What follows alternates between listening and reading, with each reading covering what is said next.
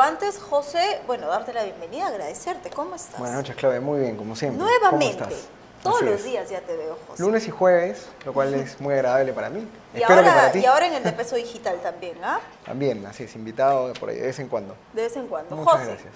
antes de ir con el tema que hoy nos reúne en la mesa, comentemos un poco sobre lo que ha sido el impacto social en la muerte, en la lamentable muerte de Jimenita, una marcha que no solo pretende llevar la voz del pueblo indignado, sino que se tome una medida. Yo sé que tú no eres de la postura, no avalas la pena de muerte por muchas razones, la implementación es una de ellas, pero ¿crees tú que es descabellado tratar de romper toda relación con los pactos internacionales y de una vez por todas acabar con esta impunidad en el país?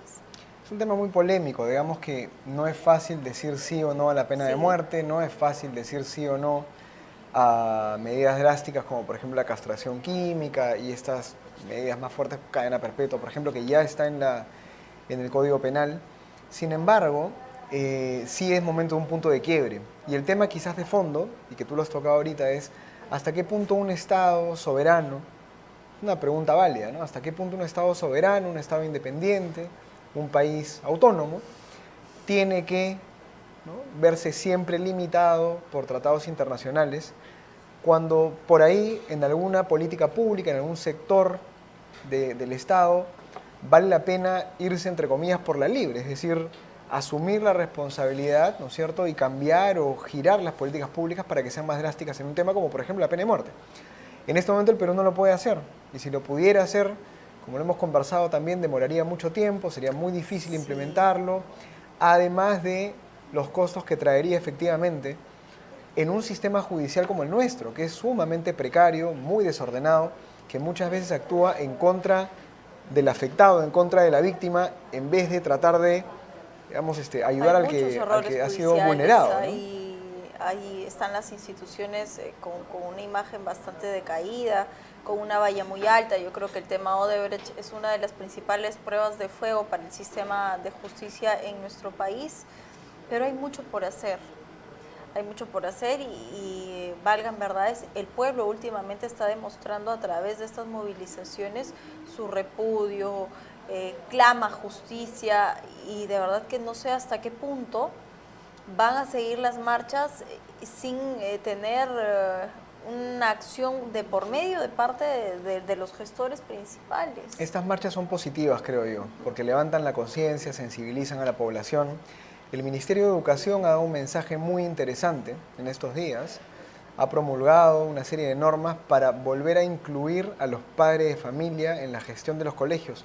Algo de lo que hablamos, ¿recuerdas el Sí. lunes? Bueno, el día de ayer, o el día de hoy me parece, ha salido una resolución por la cual se vuelve a integrar a las APAFAS y a los padres de familia a la gestión de los colegios públicos.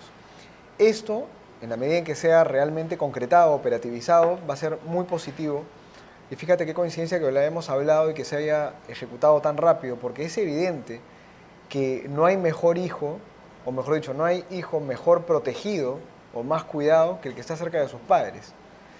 Entonces, en un sistema educativo como el nuestro, en donde también los profesores muchas veces no son sensibles, no están preocupados por los alumnos, donde muchas veces las instituciones que rodean un distrito, la municipalidad, la comisaría, no están pensando empáticamente en el ciudadano, no están pensando en cuidar al ciudadano, sino al contrario, lo ven como un problema, ¿no?, como una carga.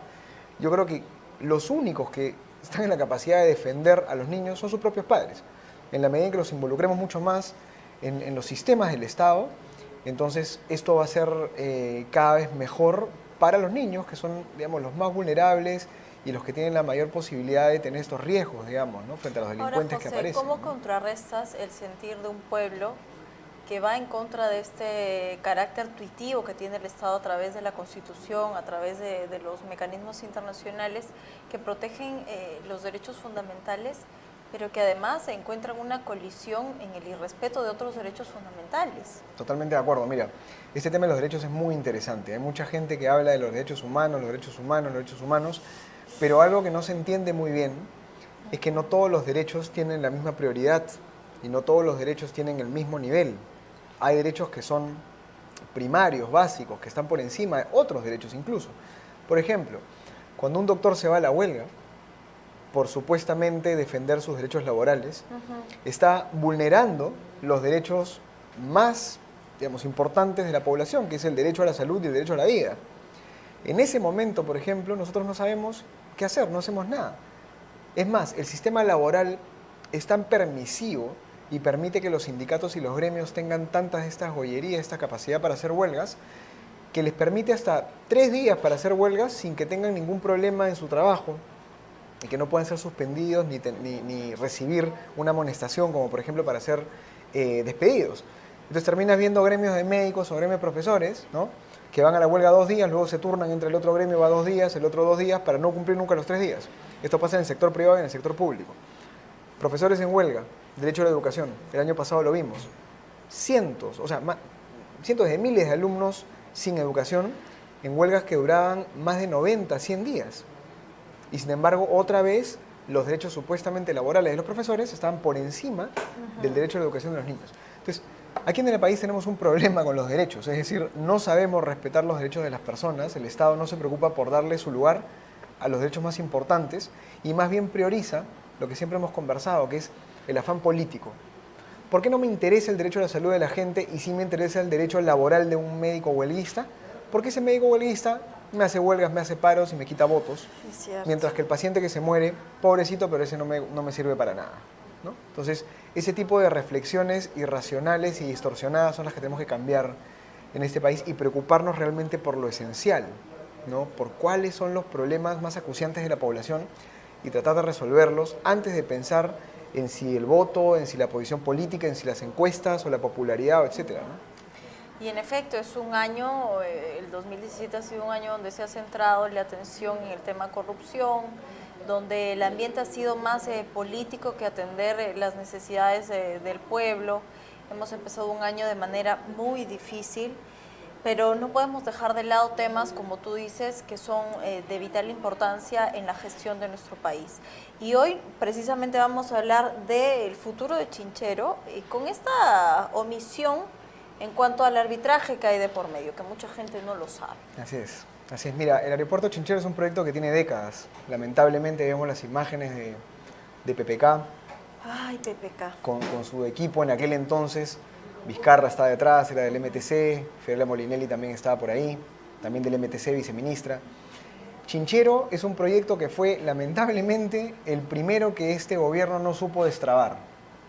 Se suponía que este gobierno iba a ser el gobierno destrabador de proyectos y cuando quiso destrabar el primer proyecto importante no pudo hacerlo. Y las razones las conocemos ya casi todos, lo hemos conversado varias veces, pero para que la población y la ciudadanía entienda un poco mejor el tema, todo el problema partía de un mal contrato, un contrato mal diseñado. Cuando tú firmas un contrato con un proveedor, ¿no es cierto?, por ejemplo con tu banco, con tu canal de televisión, tu empresa de cable o lo que sea, muchas veces tú te equivocas en el contrato, ¿no?, si no lo lees bien y no lo revisas bien. Y te pueden poner condiciones que son condiciones negativas para ti. Y eso, ¿no?, es lo que en este momento va a entrar en debate a través de este arbitraje. Exactamente, y eso fue lo que pasó. No, ya ni siquiera es conciliar. En el arbitraje internacional, el centro de arbitraje declara un ganador. Es decir, hay una posibilidad de conciliación hasta cierto punto en cuanto se puede negociar, pero el centro de arbitraje está llamado a determinar quién gana y quién pierde. Es un árbitro, ¿no? Entonces, lo que va a ocurrir ahora es que vamos a ver cuáles son las armas legales que tiene el Estado peruano. De hecho, el contrato inicial, por más que estaba mal hecho, le daba la posibilidad al Estado de aceptar o no la tasa de interés, ¿no es cierto?, y el cierre financiero, que era el tiempo que tenía la empresa para poder buscar financiamiento. Si nos valemos de ese dato, el Estado peruano podría pelear esta batalla en el CIADI, que es este Centro Internacional de Arbitraje. Pero es muy complicado, esto puede durar un año y medio, o más, digamos, un par de años, y entonces nos vamos a meter en un problema también burocrático, gastando recursos del Estado para poder ver qué es lo que pasa. Si la empresa, si Kunturhuasi, el consorcio, gana este arbitraje, estamos hablando de varios millones de dólares, por lo menos unos 50, 60 millones de dólares que estarían saliendo de las arcas del Estado. Eso como primer punto, ¿no? Y lo segundo es que a partir de ahora, efectivamente el Estado va a empezar a hacer las obras con carácter de obra pública, es decir, ya no va a ser una APP, una alianza público-privada, sino que dijo el ministro Yufra, va a empezar con la remoción de la tierra. Ya reclamó los terrenos que estaban en concesión, digamos, entregados a la empresa. Estos terrenos ya están otra vez en manos del Estado, los va a entregar dentro de poco la empresa. Y número dos, los estudios definitivos, los estudios técnicos definitivos del aeropuerto, que son propiedad de la empresa, ya le fueron alcanzados al MTC también. Entonces, por las buenas o por las malas, Chinchero va a correr en paralelo y va a caminar. Ahora hay que ver cómo hacen para ejecutar la obra, porque tú sabes que el Estado no tiene tractores, el Estado no tiene camiones, ni tiene, digamos, picos y palas. Lo que tiene el Estado es la capacidad para contratar. Sea por APP Obra Pública, igual una empresa privada se va a encargar de esto. ¿Cuáles van a ser los costos? ¿Cuánto va a cobrar esta empresa? Todo eso otra vez va a estar mucho bajo la lupa, ¿no? Porque claro, ha sido tan malo este proceso de Chinchero que ahora los ojos van a estar mucho más despiertos y mucho más atentos al contrato que vaya a firmar el Estado con la empresa que aparezca. Y esto siempre burocratiza el proceso porque hace que los actores involucrados, los funcionarios públicos, no quieran firmar papeles, tengan mucho más miedo, mucho más Ojalá que temor, sirva de ¿no? lección para intentar dejar la adenda de lado como una medida de contratación en nuestro país que tanto daño le hace al tema de inflar presupuestos. Y vamos a algo de verdad que yo te lo decía en off, yo en las encuestas no creo, basta ver y sentir al pueblo para darse cuenta que PPK no tiene aprobación más que en su familia. Qué mal la quieren. Y en efecto, por favor, te pido que puedas compartir un poco con la gente sobre la popularidad del presidente de la República durante este último tiempo. El día lunes, y Ajá. esto no lo comentamos el lunes porque tocamos otros temas, pero el día lunes salieron los resultados de una encuesta nacional urbano-rural de Pulso Perú, de febrero, ¿no es cierto? Es una encuesta que se hace mensualmente y que mide varios indicadores, digamos, la popularidad del presidente, la popularidad de varias figuras públicas, ¿no? Y hay datos interesantes, ¿no? Por ejemplo, el 82% de la población cree que las empresas no son transparentes en las licitaciones. Punto importante, ¿por qué? Estamos en un contexto en el cual, lo hemos hablado también aquí, es el momento para que el empresariado peruano dé un paso y dé más, de 4 o 5 pasos adelante en el tema de la ética y la transparencia. Es el momento de tener certificaciones mucho más contundentes en términos de transparencia y ética.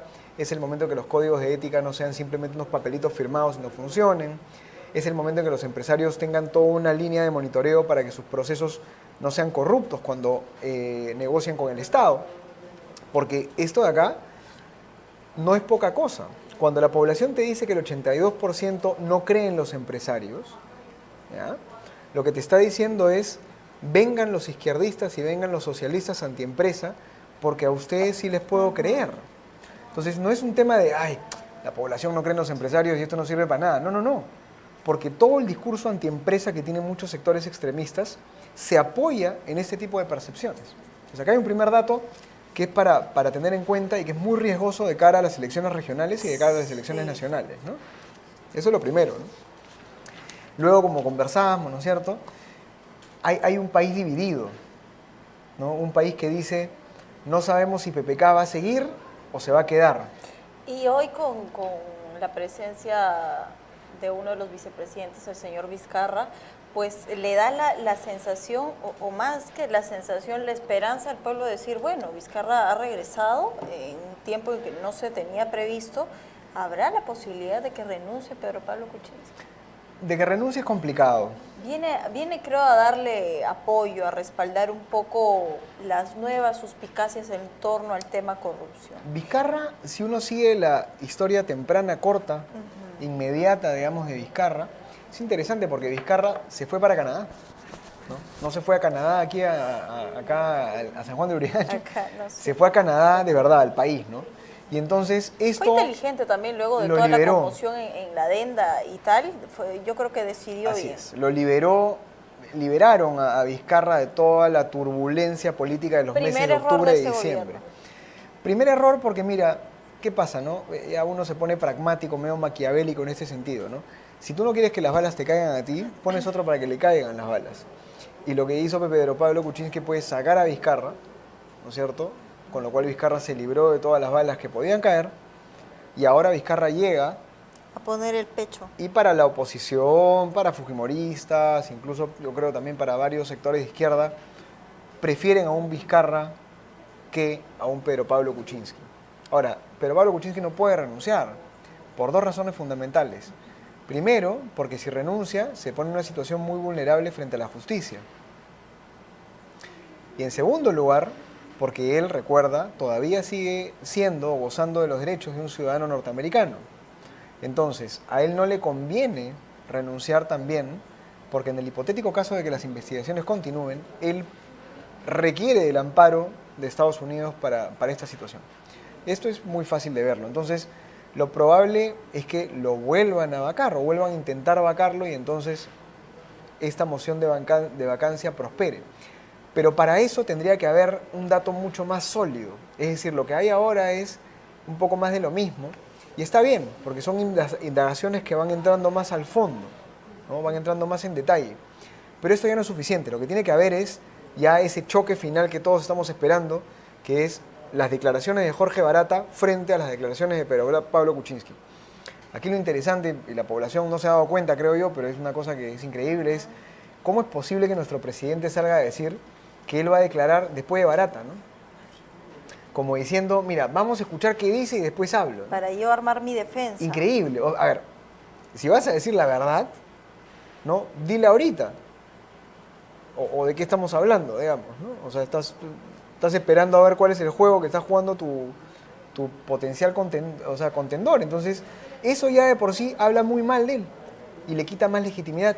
Y por eso es que, regresando a las encuestas, esta encuesta de Pulso Perú dice que el 84% de peruanos no le cree a Kuczynski yo respecto creo que ahí al se tema. han equivocado con el dato. Yo me atrevo a decir 100. que es el 99.9%. El 84% no le cree a Kuczynski respecto a los negocios de su empresa Westfield Capital, digamos, ¿no? Entonces, claro, con esa legitimidad. Ahora yo creo que ni Borea ya le cree al presidente.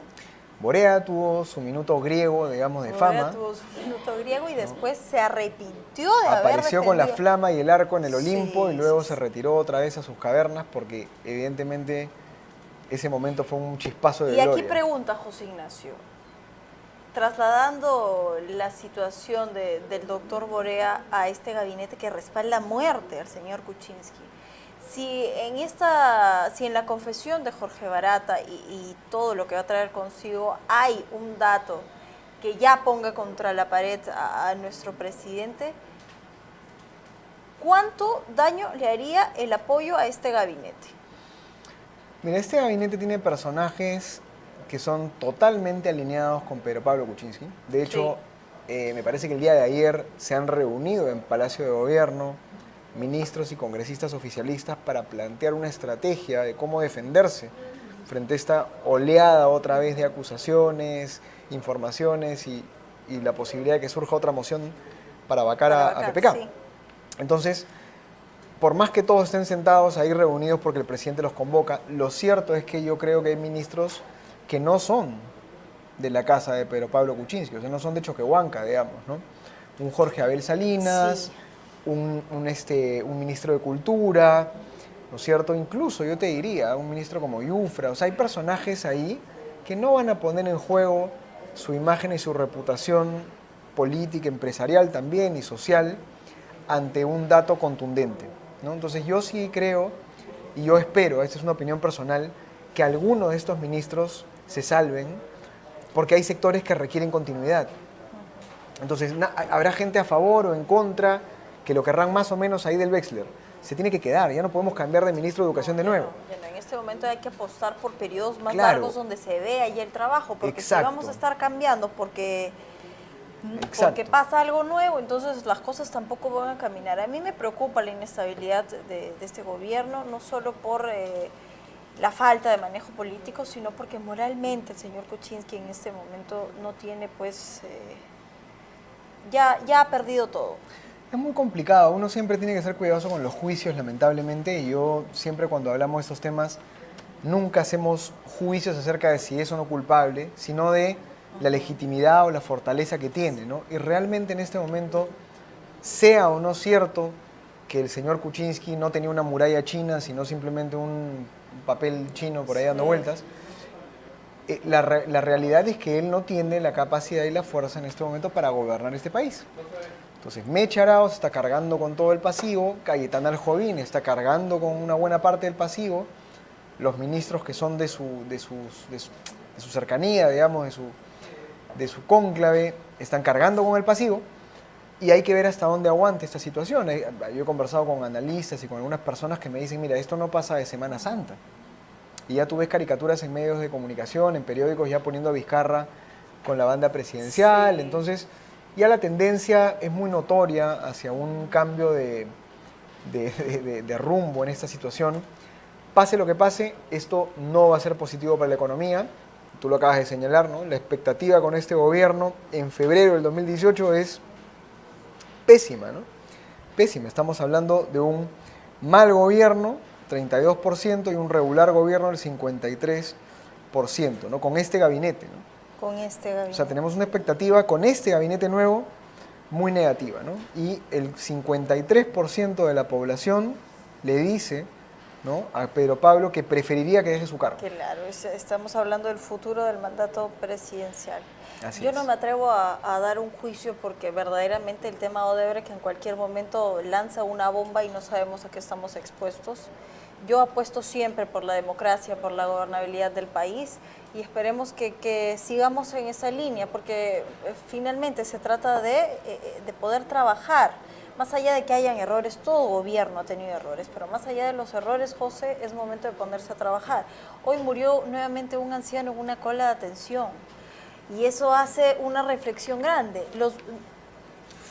La salud en nuestro país caracterizada por largas colas, por las esperas para una hospitalización, por falta de personal, por falta de medicina. O sea, ¿de qué estamos hablando? No es una situación que tenemos hace un año, es una herencia de casi todos los gobiernos y no se trabaja en la misma. Un CIS debilitado por esta deuda y de verdad que si las cosas principales en el país como educación, como salud y como interior no funcionan, estamos alineados entonces a seguir en el desastre.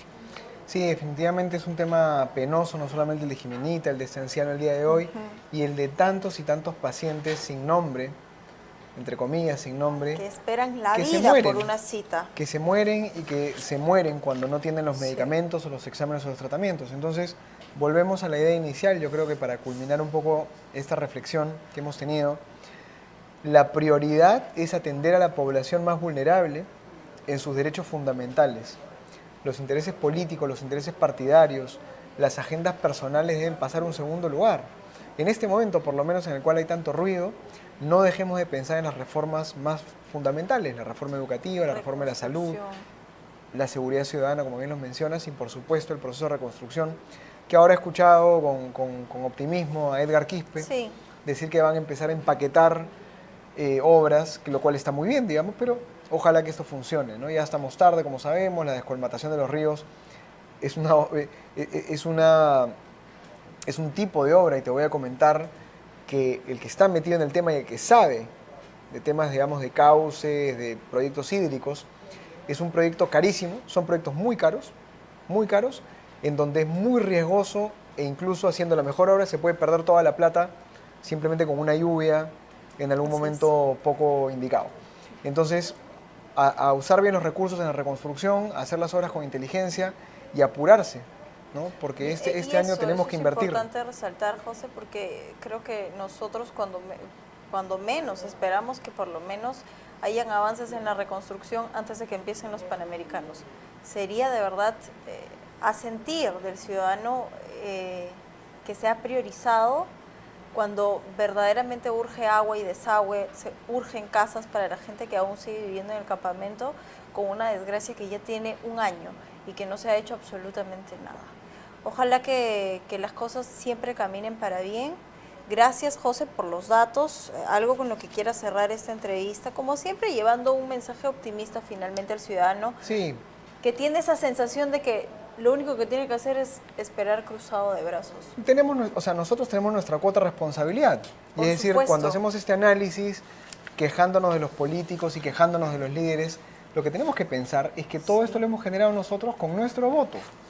Y este año es Y un año de estamos a puertas elecciones, así, nuevamente. regionales y municipales. Por favor, voten con la cabeza por el candidato menos peor, o por lo menos con el mejor, si es que existiera, digamos, y no voten por gente corrupta, por gente amañada, por gente que tiene antecedentes penales, judiciales o policiales. Sí. No voten por gente que tiene acusaciones de violaciones, no voten por gente que le ha pegado a su mujer, no voten por gente que ha robado, no voten por gente que ha tenido un pasado extraño. Por más que sea de lo poco que tienes, no votes.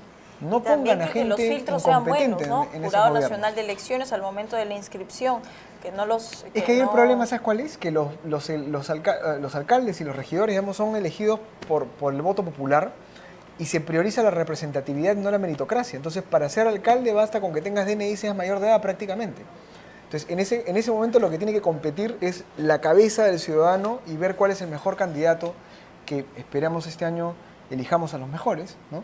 Esa es una primera reflexión. Ojalá. ¿No? Y la segunda reflexión es que hay que invertir. Los emprendedores, los empresarios, pequeños, grandes, medianos, hay que poner la plata en la mesa. Hay que invertir, hay que hacer negocio, hay que trabajar, hay que esforzarse, hay que mover la máquina. Porque esta máquina del país y este crecimiento de los 25 años, de los últimos 25 años, no ha sido gracias a los políticos, no ha sido gracias a los programas sociales, no ha sido gracias a los presidentes y los congresistas. Ha sido gracias al emprendimiento peruano, muchas veces informal, muchas veces formal, a los que están en Gamarra, a los que están en Surquillo, a los que están digamos, en el puerto pescando, a los que están al norte, al sur. Eso se tiene que seguir moviendo y tenemos que seguir moviendo la máquina del país, nosotros los emprendedores que trabajamos y que nos esforzamos para que esto siga adelante, ¿no? Así es, José. Muchas gracias por tu intervención, como siempre, en cada una de nuestras ediciones. Él ha sido José Ignacio Beteta.